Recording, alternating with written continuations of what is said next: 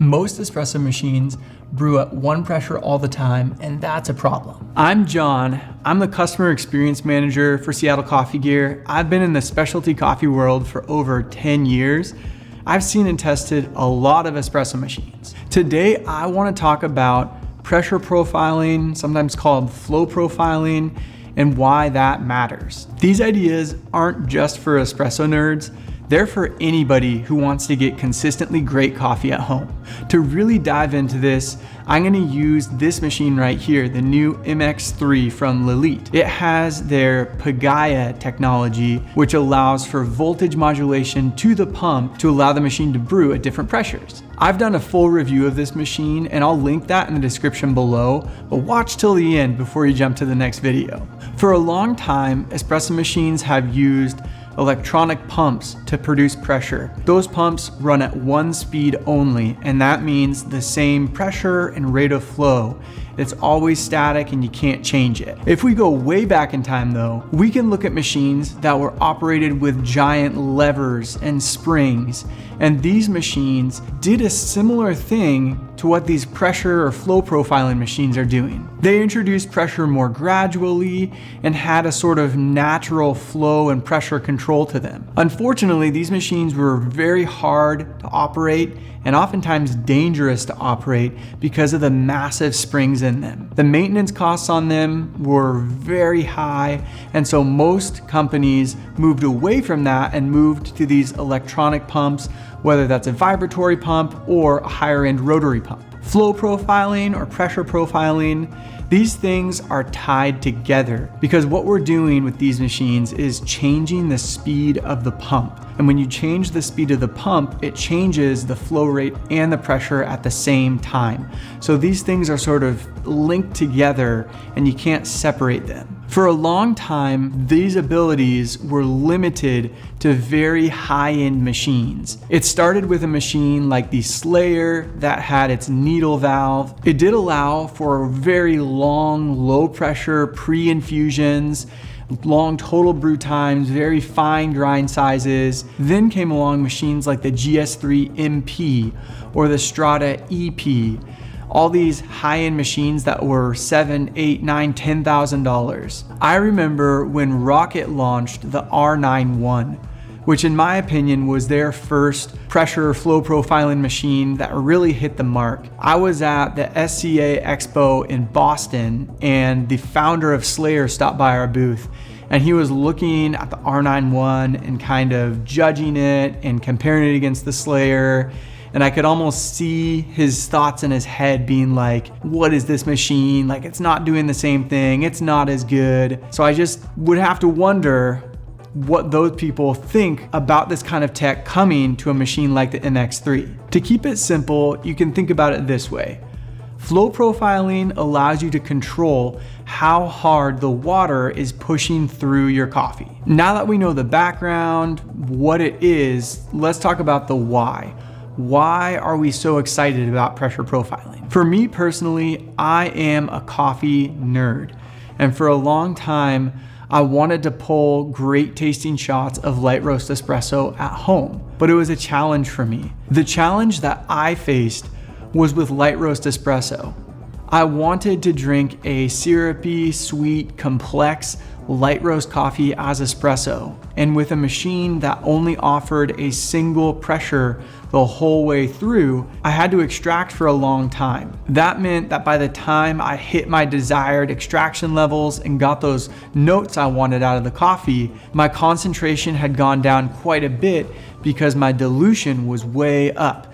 And so my espresso would taste sort of thin and watery, more tea-like, rather than that syrupy, rich mouthfeel I was after.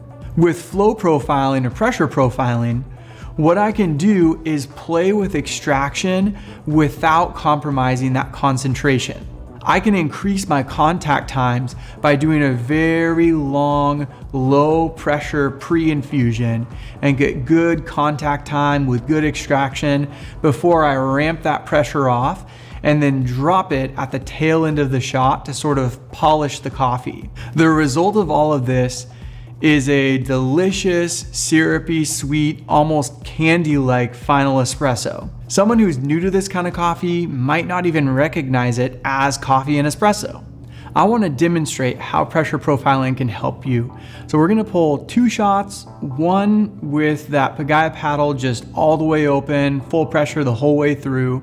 We'll see how that works out, and then we'll do another shot where I manipulate the paddle and see what impact it has. I'm gonna go ahead and shift things around here to make it a little easier on myself. So here we go. All the way back here is at the lowest setting. And then if you spin it all the way up, that's sending full voltage to the pump. So the pump's running at full speed, 9 bars. I'm gonna leave it right here for that first shot, but let's grind some coffee. Today, we have this machine paired with the new Steve grinder from LELIT. I always think their names are like a little silly. I just think of them as like my friend Steve grinds my coffee for me.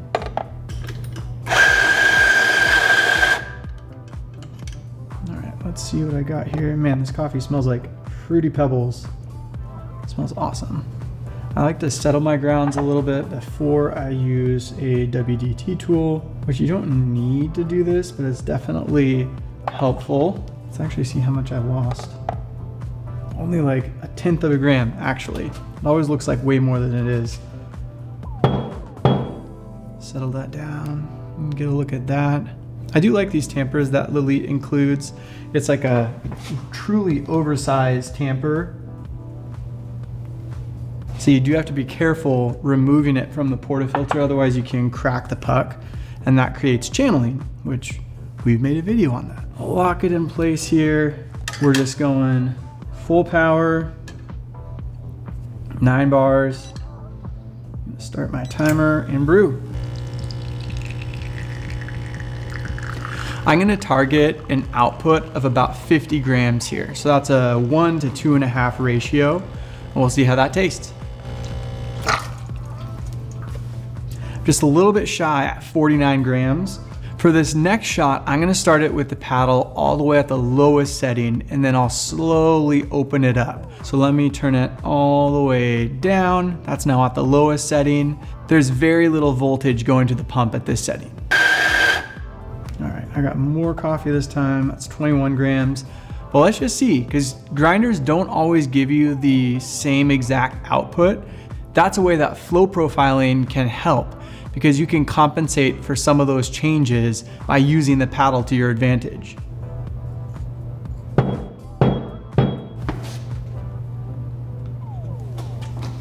Looks pretty good. All right, let's do some profiling.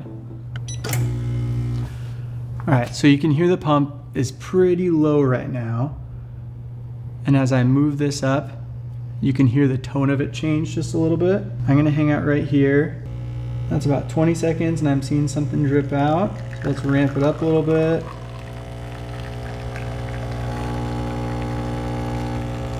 And then I'm gonna ramp way back down real quick. And drop. That was like a 30-second shot, 52 grams out. Let me stir them and then we will move on from there. So I'm gonna stir my flat 9-bar shot first. I'll make sure to give this a rinse. Try to be scientific here. And then my profiled shot. Let's smell. I definitely get some of that, like those candy notes. This one definitely has more complexity and just more going on. So I'm getting more like floral notes, more tropical fruits. Like think of like a juicy pineapple or guava or something that you're cutting into. That's what I'm getting here. Let's see how they taste.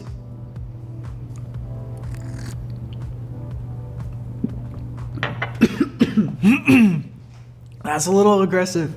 Wow. The acidity in that is pretty harsh. Also a little bit went down the wrong pipe. That certainly did not help anything. I swear I was not faking that reaction. It just surprised me a little bit. So hopefully it's a good surprise on this next shot, but here we go. Yeah, that just like took the edge off of that. It tastes much more round, whereas this one tastes more like an underripe cranberry. This is giving me more cranberry sauce and just that like round flavor that kind of envelops your mouth rather than feeling like you're being attacked. Maybe that was just me, and also could be because it went down the wrong pipe, but that's my thoughts on pressure profiling and why it could be important for you. A, it helped with this light roast coffee and making it a much better experience for me. B, even though my grinder changed a little bit and I got more coffee in that second shot, I was able to compensate and still hit my target weight in a good time and get something that was really tasty without having to throw that shot away. But this tech is not just for nerds like me. For the everyday barista who just wants a good cup of coffee in the morning but doesn't want to spend 10 years in the industry, the Pagaia paddle or profiling on any other machine will allow you to save shots that are almost dialed in. You can eliminate coffee waste and get your coffee a little bit faster in the morning without having to redial it in because it pulled just a little too fast.